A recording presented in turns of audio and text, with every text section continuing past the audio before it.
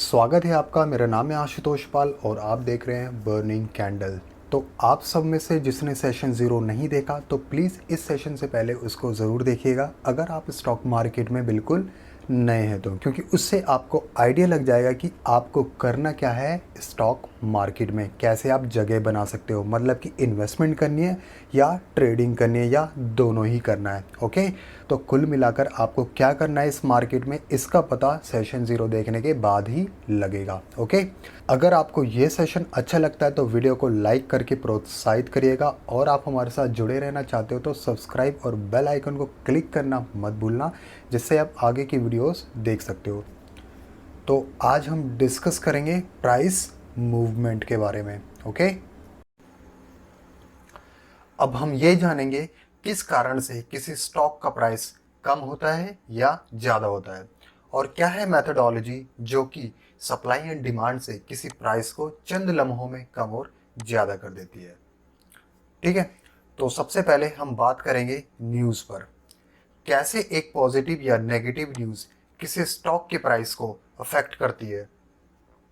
For example, जैसे कुछ समय पहले सुब्रमण्यम स्वामी जी ने इंडिया बुल्स पर इल्जाम लगाया था 1 लाख करोड़ के फ्रॉड का, और उसके बाद ही इंडिया बुल्स में गिरावट शुरू, और अभी तक इंडिया बुल्स उससे उभर नहीं पाया है। उसके प्राइसेस, जो उसके स्टॉक के प्राइसेस अभी भी बहुत कम है जो कि पहले थे। और क्या हो सकता है, और कई न्यूज़ ऐसी होती हैं जो बड़े बड़े इन्वेस्टर्स होते हैं ना, और जो ब्रोकर होते हैं, ब्रोकर फर्म, तो मार्केट में डालते हैं किसी स्टॉक्स के लिए। जैसे किसी बड़े ब्रोकर ने किसी शेयर को बाई करने के लिए बोल दिया तो लोग खरीदारी की रफ्तार तेज कर देते हैं। और वैसे ही बड़े इन्वेस्टर्स जैसे राकेश झुनझुनवाला की न्यूज़ आई कि झुनझुनवाला जी ने किसी एबीसी स्टॉक्स में अपने शेयर्स की हिस्सेदारी को और बढ़ा दिया, यानी कि उन्होंने और स्टॉक्स बाई किए हैं उस कंपनी के। तो क्या होता है, लोग खरीदारी करना स्टार्ट कर देते हैं। और वहीं लोगों को ये पता लगता है कि झुनझुनवाला जी ने किसी स्टॉक्स में अपनी हिस्सेदारी कम कर दी, तो लोगों का सेंटीमेंट चेंज हो जाता है और लोग बिकवाली की ओर अग्रसर हो जाते हैं, बेचना शुरू कर देते हैं उस स्टॉक्स को। लेकिन इसमें क्या होता है, रिटेल इन्वेस्टर्स होते हैं, इनको पता नहीं होता कि किस प्राइस पर उन्होंने अपने किसी स्टॉक्स को बाय किया है या सेल किया है। और जब तक पता लगता है ना तो काम हो चुका होता है, क्योंकि जो न्यूज़ है ना वो आती बहुत बाद में है, और उन्होंने जो स्टॉक्स को सेल और बाय बहुत पहले ही कर चुके होते हैं। ये ध्यान रखना ऐसी न्यूज़ के बारे में। दूसरा कारण, कंपनीज की एक्टिविटी। कंपनी की एक्टिविटी, जैसे कंपनी का कोई बोर्ड ऑफ डायरेक्टर हो या सीईओ ने रिजाइन मार दिया या चेंज हो गया, उसे उस कंपनी के स्टॉक्स ऊपर नीचे होना शुरू कर देते हैं। क्योंकि निवेशकों को क्या लगता है, भैया दाल में कुछ काला है, ये समझ में नहीं है, कुछ ना कुछ तो हो रहा है। जब ही बंदे ने रिजाइन मार दिया, जब ही इसका भैया बोर्ड ऑफ डायरेक्टर रिजाइन छोड़ के भाग गया इस कंपनी को, यानी कि कुछ ना कुछ गड़बड़ है। और क्या रीज़न हो सकता है कंपनी का फंडामेंटल काफ़ी वीक है, जैसे प्रॉफिट में ग्रोथ नज़र नहीं आ रही, कर्जा काफ़ी बढ़ रहा होता है, जो सेल्स होती है उसमें भी ज़्यादा ग्रोथ नहीं होती। तो ये सब कारण है जो ये बताते हैं कि इस कंपनी में कुछ ठीक ठाक नहीं चल रहा। वैसे ये सारा फंडामेंटल का पार्ट है जिससे काफ़ी डीप में जाना पड़ेगा, तो उसके लिए हमारा नेक्स्ट लेवल है फंडामेंटल एनालिसिस। तो मैं इतना डीप में नहीं जाना चाहता, बस इतना समझ लो ये सब इश्यूज कंपनी में लगातार बने रहते हैं, तो कंपनी का कुछ नहीं होता, उसके स्टॉक्स कुछ खास ग्रोथ करते भी नहीं है, वहीं पर ही पड़े रहते हैं और अप डाउन वगैरह होते रहते हैं। ठीक है, और क्या हो सकता है, कंपनी की earning results. Company earning results कैसे बताती है, क्वार्टरली बताती है, हर साल 4 बार बताती है कि हमने इतना कमाया, इतनी हमारी सेल्स हुई है, इतना हमें प्रॉफिट हुआ है, इतना कर्जा बढ़ा है, सब कुछ जो भी कंपनी में हो रहा सब कुछ बताती है 4 बार हर साल में। अब इससे क्या होता है, कंपनी ने चाहे अच्छा रिजल्ट बताया हो चाहे बेकार रिजल्ट बताया हो, कंपनी के प्राइसेस बढ़ भी सकते हैं और कंपनी के प्राइसेस घट भी सकते हैं। लेकिन जो आजकल जो ट्रेंड हम देख रहे हैं, कंपनी ने इतना अच्छा खासा प्रॉफिट दिया फिर भी उसके स्टॉक्स गिर गए, क्या होता है। तो भैया इस चीज़ को किससे पता लगाया जा सकता है, टेक्निकल एनालिसिस सबसे बेस्ट मेथड है। जब टेक्निकल एनालिसिस करोगे तो ये भी शिकायत दूर हो जाएगी। और रीज़न क्या हो सकता है कंपनी के, जैसे किसी कंपनी को बहुत बड़ा ऑर्डर मिला हो, या कंपनी हेल्थ सेक्टर में तो किसी बाहर की कंट्री में उसकी किसी दवाई को अप्रूवल दे दिया गया हो कि हाँ अब आप अपनी दवाई हमारी मार्केट में बेच सकते हो। तो ये भी बहुत बड़ा रीज़न होता है जिससे प्राइसेस काफ़ी बढ़ भी सकते हैं और घट भी सकते हैं अगर अप्रूवल नहीं मिला तो, यानी कि उसका अप्रूवल रिजेक्ट हो गया तो। ठीक है, ये कारण हो गए ये जो कंपनीज की एक्टिविटी होती है तब। तो ये कारण हो गए जो कंपनी से रिलेटेड है, जो कंपनी में होते रहते हैं। तीसरा कारण इंडेक्स यानी कि इंडिसेस।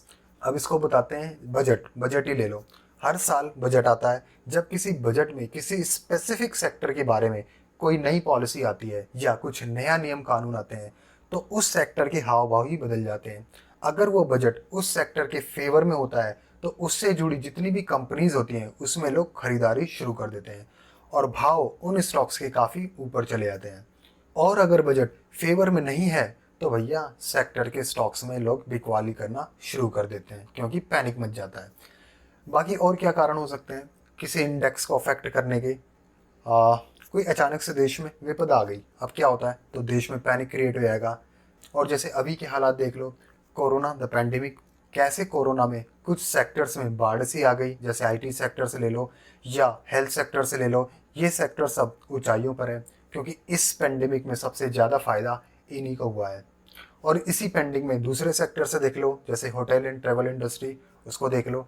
अभी तक बेचारे उठ नहीं पाए हैं इस महामारी से क्योंकि इनके स्टॉक्स के प्राइसेस देखोगे अभी भी बहुत कम है, गिरे ही हुए हैं, बढ़ने को नाम ही नहीं ले रहे। थोड़ा बहुत बढ़ रहे हैं लेकिन एक साल पहले से हो गया, एक साल पहले और आज देखो एक साल के प्राइसेस से बहुत ही कम है, एक साल निकल भी गया इनका। तो ये सभी कुछ फैक्टर्स हैं जो किसी इंडेक्स को अफेक्ट करते हैं और फिर उस इंडेक्स से रिलेटेड जितने भी स्टॉक्स होते हैं उन सब पर असर पड़ता है।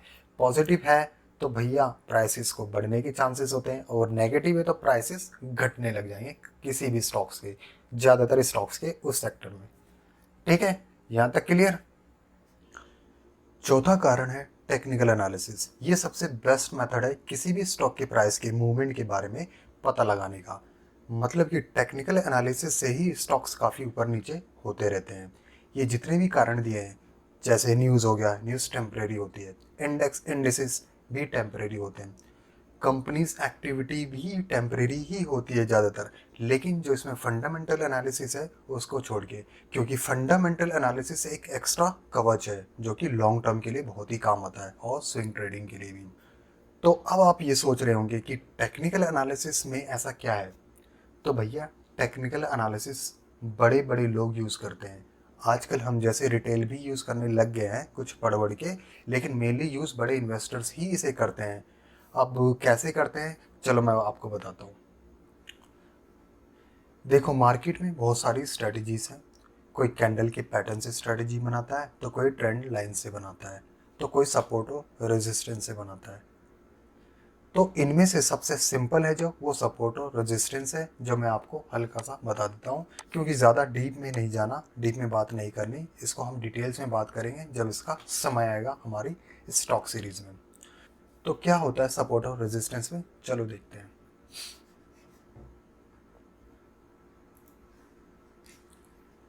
ये कोई स्टॉक है, ठीक है। ये स्टॉक ऐसे धीरे धीरे जाएगा, ऐसे धीरे धीरे करते हुए अप डाउन होता हुआ जाएगा, एक इस लेवल तक गया, ठीक है। अब यहाँ से क्या हो गया, गिरना स्टार्ट करेगा, गिरना स्टार्ट गया गया तब यहाँ पर आएगा, फिर ये एक सपोर्ट बनेगा, ये एक लाइन खींच देते हैं, ठीक है। तो ये सपोर्ट बनेगा, फिर यहाँ से फिर ऊपर बढ़ेगा, फिर ऊपर बढ़ के फिर ऊपर जाएगा, फिर यहाँ पर दोबारा ये जो अगली लाइन है ये किसकी है, ये किसकी लाइन है, ये है रेजिस्टेंस की लाइन। अब ये क्या होता है यहाँ पर रेजिस्टेंस, यहाँ पर जो पहले यहाँ पर बहुत सारों ने बाई किया हुआ था ना, तो दोबारा शेयर्स यहाँ पर आता है ना, तो एक सेलिंग प्रेशर क्रिएट होता है। यही बंदे जिन्होंने इतने खरीद रखे हैं ना वो थक चुके होते हैं, वो सोचते हैं भैया अब बेचो, ठीक है बहुत हो गया टाइम, तो वो बेचना स्टार्ट कर देता है। और क्या होता है, प्राइस फिर धीरे धीरे गिरना स्टार्ट होता है और फिर यहाँ से आएगा, फिर एक इसे सपोर्ट बनाएगा इस लेवल पर और फिर ऊपर ऊपर तक जाएगा, ठीक है। ऐसा नहीं है कि यहीं तक ये अप डाउन करता रहेगा, नहीं, इसको अगर ब्रेक कर दिया ये जो रेजिस्टेंस लेवल है तो स्टॉक उससे भी आगे बढ़ जाता है, ठीक है। तो यहाँ पर जो ये पॉइंट्स हैं, एक ये पॉइंट और ये पॉइंट हो गया, ये पॉइंट और नीचे के ये 3 पॉइंट, ठीक है। तो यहाँ पर क्या होता है, buying and selling pressure create होता है। ऊपर होगा सेलिंग प्रेशर और नीचे होगा बाइंग प्रेशर। बस इतना सही है सपोर्ट और रेजिस्टेंस, बाकी इसको डिटेल्स में हम बात करेंगे। तो यही है जो प्राइसेस को काफ़ी बहुत ज़्यादा अफेक्ट करते हैं। ठीक है, यहाँ तक क्लियर। अब हम आते हैं सप्लाई और डिमांड पर। सप्लाई और डिमांड तो आपने शुरू से पढ़ा ही होगा स्कूल में। वहाँ क्या बताते थे, जब किसी वस्तु की पूर्ति बहुत अधिक मात्रा में होती है तो उसके दाम कम हो जाते हैं, क्योंकि वस्तु की मात्रा बहुत अधिक है लेकिन खरीदने वाले बहुत कम हैं उसके मुकाबले। ठीक है। और वहीं जब किसी वस्तु की मांग अधिक होती है और पूर्ति कम होती है तो उस वस्तु के दाम आसमान छूते हैं। ठीक है, कुछ ऐसा ही पढ़ा था ना हमने स्कूल में। हिंदी मीडियम वालों को तो ज़रूर याद आ रहा होगा। तो यही चीज़ सेम मार्केट में ही होता है। तो इस मेथडोलॉजी को मैं आपको स्टॉक की ही भाषा में समझाऊंगा कि कब किसी स्टॉक के प्राइस 100 से 99, 95 और 90 हो जाते हैं, और कब किसी स्टॉक के प्राइस 100 रुपये से 101, 105, 110 हो जाते हैं चंद लम्हों में। तो चलते हैं इसे समझने के लिए व्हाइट बोर्ड पर।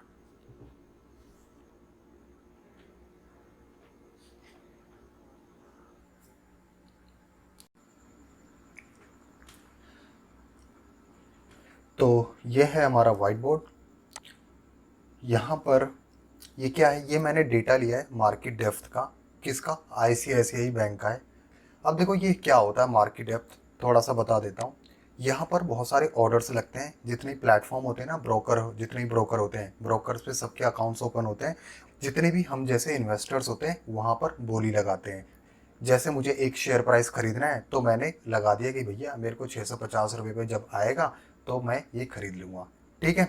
तो उतनी उतनी क्वांटिटी, कितनी क्वांटिटी, जितनी 100 शेयर्स लेने, 200 शेयर्स लेने, जैसा मर्जी करो, एक ऑर्डर होगा वो मेरा होगा। ठीक है। ऐसी तरीके से बहुत सारे इन्वेस्टर्स होंगे, हम जैसे लोग होंगे, अलग अलग ब्रोकर फर्म्स पे होंगे, अपने अपने ऑर्डर डालेंगे। तो जो सारे ऑर्डर दिखाते हैं ना, वही सारे यहाँ पर दिखते हैं यहाँ पर ऑर्डर। तो ये सिर्फ 5 हैं, टॉप 5 के ऑर्डर्स हैं, ऊपर से लेंगे तो ऐसी लिस्ट है नीचे तक, जहाँ तक जाती है ये क्वांटिटी, जब तक ये जैसे 1 लाख है ना, ये कितना, 1 ही लाख है ना, 10 लाख है, 10,36,000। ठीक है। तो 10,36,000 यहाँ पर ऑर्डर लगे, क्वांटिटी लगी हुई है। यहाँ पर 12,41,113 क्वांटिटी लगी हुई है। ठीक है। तो यहाँ पर ऐसे ऐसे होते हैं। अब क्या होता है, यहाँ पर ऑर्डर सारे लगे हुए हैं। ये सारे कौन है, ये सारे बायर्स हैं। ये सारे के सारे यहाँ से लेके यहाँ तक ये सारे बायर्स हैं। और ये सारे कौन है, ये सारे सेलर्स हैं। ये सारे के सारे सेलर्स हैं यहाँ पर। ठीक है, ये सारे सेलर्स हो गए। ये बायर्स हैं, इस साइड राइट हैंड साइड पे सारे सेलर्स होते हैं। अब क्या होता है, ये स्टॉक एक्सचेंज पे लगे हुए हैं। ये बायर्स है कितने पे, 658 रुपये 30 पैसे पे बोली लगा रखी है। कितने, 6 बंदों ने, कितनी क्वांटिटी है सबकी मिला के, 1549। ठीक है। और यहाँ पर क्या है, सेलर्स है, 658 रुपये 85 पैसे पर है। कितने बंदे हैं, 11 बंदे हैं। और टोटल कितनी है, 2800। ये दोनों मैच कर रहे हैं, नहीं मैच कर रहे, तो ये ऐसे ही पड़े रहेंगे। तो जितने भी यहाँ पर ऑर्डर्स आप देख रहे हो सारे, ये ऐसे यहाँ पर पड़े रहते हैं, क्योंकि ये स्टॉक एक्सचेंज, क्योंकि सेलर और बायर नहीं मिले हैं किसी एक प्राइस पे। क्योंकि किसी एक बोली पर अगर सेलर बायर मिलते हैं तो ये यहाँ दिखेंगे नहीं, वो बिक जाता है मार्केट में। तो बिक जाएगा, जो भी लास्ट प्राइस होगा वो यहाँ पर दिखेगा। ये जो रेड में दिख रहा है, ये जो ग्रीन दिख रहा है ना, एनएससी, ये 658, यानी कि जो इस सबसे, इससे जो कि इससे पहले जो बाई किया है ना किसी ने, 658 रुपये 50 पैसे में बाई किया है, और इसी प्राइस पे किसी ने सेल किया है, तभी किसी ने बाई किया है। तब हम नीचे से चलते हैं, ऐसी है 658 रुपये 35 पैसे पे लगा रखी, ये 658 रुपये 80 पैसे है। और ऐसी ये है 658 रुपये 40 पैसे, और 658 रुपये 75 पैसे। ये ऐसे के ऐसे सारे पड़े रहते हैं। और यहाँ पर आ गया सबसे जो टॉप का ऑर्डर है, ये कितना है, 658 रुपये 50 पैसे में। अब दोबारा इतने पे लगा रखा है। लेकिन देखो, इससे पहले बंदे ने किसने खरीदा था, इससे पहले 658 रुपये 50 पैसे पे खरीदा था, क्योंकि इससे पहले जिसने खरीदा था वो 658 रुपये 50 पैसे पे खरीदा था, और बेचा भी 658 रुपये 50 पैसे पे था। ठीक है। तब ये यहाँ नहीं दिखा रहा, वो बिक गया, इसलिए वो लास्ट प्राइस वही दिखाएगा। ठीक है। क्योंकि किसी का प्राइस कैसे हम करेंगे, किसी का प्राइस कैसे डिटरमिन करते हैं, किसी भी वस्तु का, अगर किसी भी चीज़ का अगर प्राइस हमें डिटरमिन करना है ना, जो पहले बिका है तो हम वही बताते हैं। ये नहीं कि अपनी मनमानी से जो मर्जी बता दिया है। जैसे होता नहीं है कि प्रॉपर्टी होती है किसी की, प्रॉपर्टी क्या होता है तो बताते नहीं, ये मेरी 1 करोड़ की प्रॉपर्टी है और ये मेरी 2 करोड़ की प्रॉपर्टी है, मेरा ये घर 2 करोड़ का है, 3 करोड़ का है, जितने का भी। भाई बताने से क्या मतलब है, बताने को तो मैं भी 100 करोड़ का बता दूं, तो 100 करोड़ वाले खरीदने वाला भी तो होना चाहिए। ठीक है, तो इसमें क्या होता है, जिस बंदे ने पहले खरीदा है वही बोली, वही उसका प्राइस माना जाता है।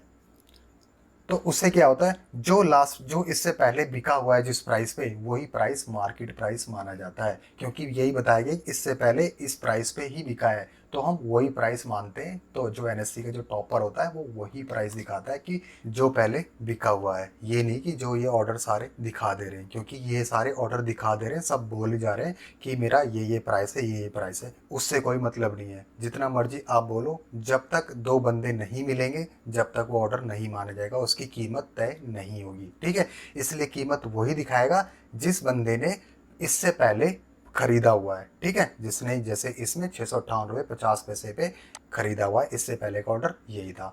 ऐसे ही प्रॉपर्टी में होता है सेम, ये अगर से एक जगह पर सेम प्रॉपर्टी है तो ये नहीं कि बंदा बोल रहा कि मेरी करोड़ की है, 10 करोड़ की है, 100 करोड़ की है। ठीक है, वो नहीं माना जाएगा, रेट वही माना जाएगा उसको, वहाँ उस लोकेशन का जिसने उसी सेम प्रॉपर्टी को उससे पहले खरीदा हुआ है, वही प्राइस चलता रहेगा। बाकी बताने वाला तो कितना होता है उससे कोई फर्क नहीं पड़ता। यहाँ तक क्लियर है? ठीक है, तो इसमें अब देखो प्राइस कैसे नीचे आएगा, अप और डाउन यहाँ पर कैसे होगा। 2 बंदे हैं इसमें से, अब ये दो 658 रुपये 50 पैसे वाला बंदा है और 658 रुपये 65 पैसे वाले बंदा है। ठीक है, अब ये दोनों अगर ऐसे टिके हुए हैं, अपनी जिद पर अड़े हुए हैं कि भैया मैं नहीं लूंगा, तो मार्केट का प्राइस नहीं हिलेगा, सिर्फ यही रहेगा जो ऊपर ग्रीन में दिखा रहा है ना, जो उससे पहले बिका था, सिर्फ यही रहेगा, कुछ नहीं होगा, टस मस नहीं होगा, बिल्कुल यही प्राइस रहेगा।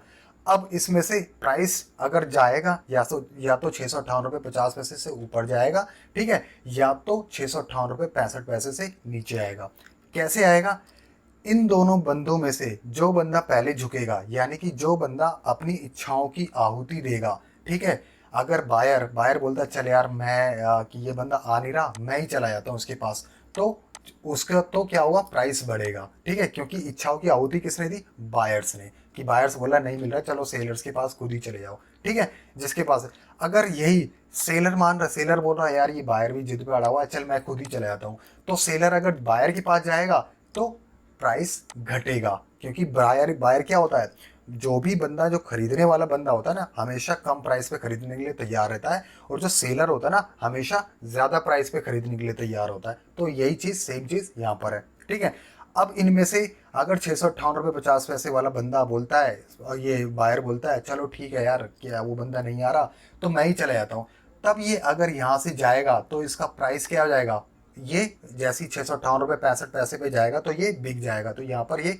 नहीं दिखाएगा, मार्केट से चला जाएगा, तो यहाँ पर प्राइस हो जाएगा 658 रुपये 65 पैसे, ये प्राइस हो जाएगा मार्केट प्राइस, क्योंकि ये बंदा बाहर चला गया है सेलर के पास।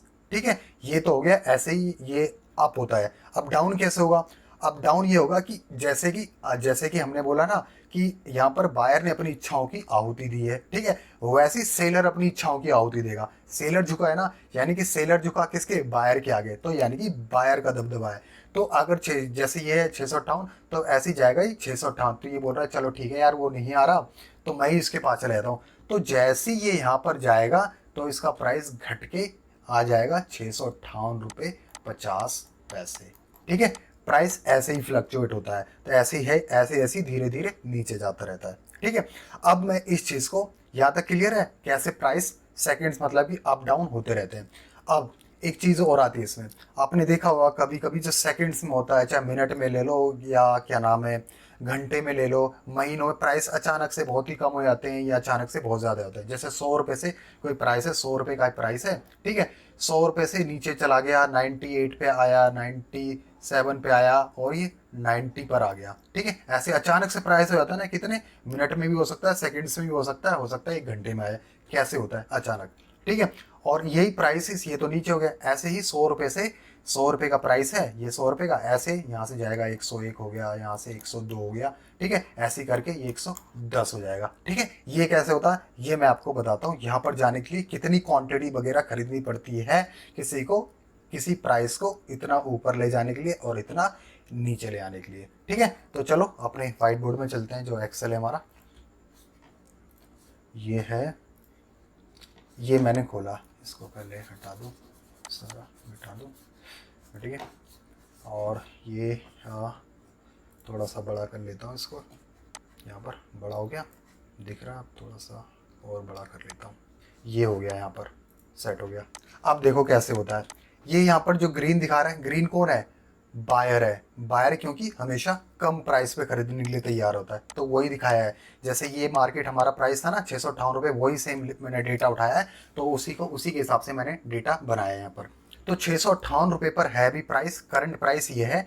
तो बायर होते हैं ना, वो हमेशा कम प्राइस पे लेने के लिए तैयार होते हैं। तो अब देखो 650 पे गया है, ठीक है, 650 पे भी खरीदने के लिए तैयार है, कितने? 200 क्वांटिटी, ठीक है। 645 पे भी खरीदने के लिए तैयार है, कितनी? 500 क्वांटिटी, 500 शेयर्स मतलब कि ऐसी 640, ऐसे करते करते करते करते नीचे 600 तक गया हुआ है। 600 तक करने के लिए इतने सारी क्वांटिटी लगी हुई है। यानी कि टोटल कितनी का है, मैंने जो काउंट करा हुआ है, यहाँ फॉर्मूला लगाया हुआ है, टोटल 6600 है। टोटल 6600 है, बिल्कुल। तब ये क्या है, 6600 हो गया टोटल। अब किसी को अगर ये बायर यहाँ तक आना है, तो सेलर आएगा, सेलर झुकेगा ना, क्योंकि यहाँ तक आ रहा है ना, तो सेलर झुकेगा। जब सेलर झुकेगा क्या होगा? प्राइस कम होगा, क्योंकि सेलर झुक रहा है। सेलर झुक रहा है तो प्राइस कम होगा।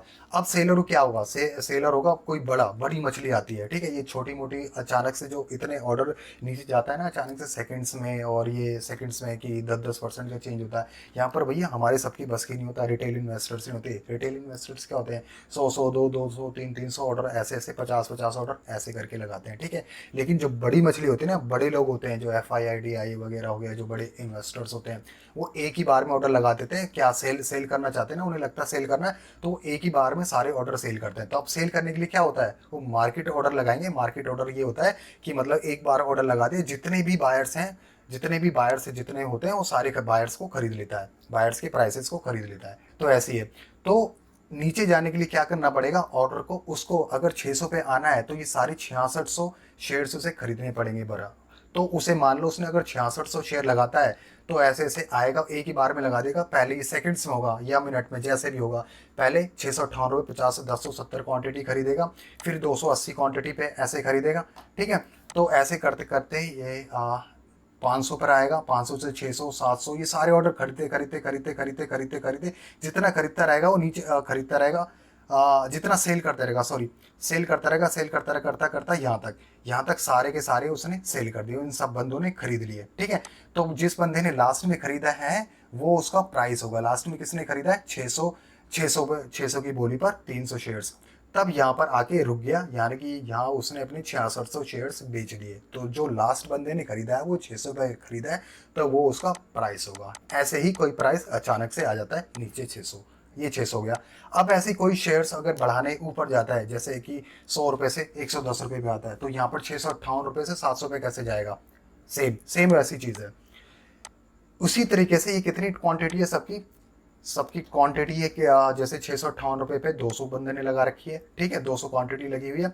655 पे 655 पर 500 क्वांटिटी लगी हुई है। ऐसी 900 800 700 ये सारी प्राइसेस पे लगे हुए हैं। तो ऊपर ऊपर जा रहा है ना प्राइसेस, क्योंकि सेलर क्या होता है? सेलर भैया अपने ज़्यादा प्राइस पे हमेशा बेचता है, अच्छे प्राइस पे।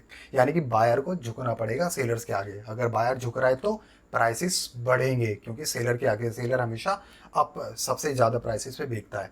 तो यहाँ पर तो ये ऊपर ले आने के लिए क्या है? ऊपर ले आने के लिए जो बायर्स है ना, सारे प्राइसेस को खरीदना पड़ेगा उसे।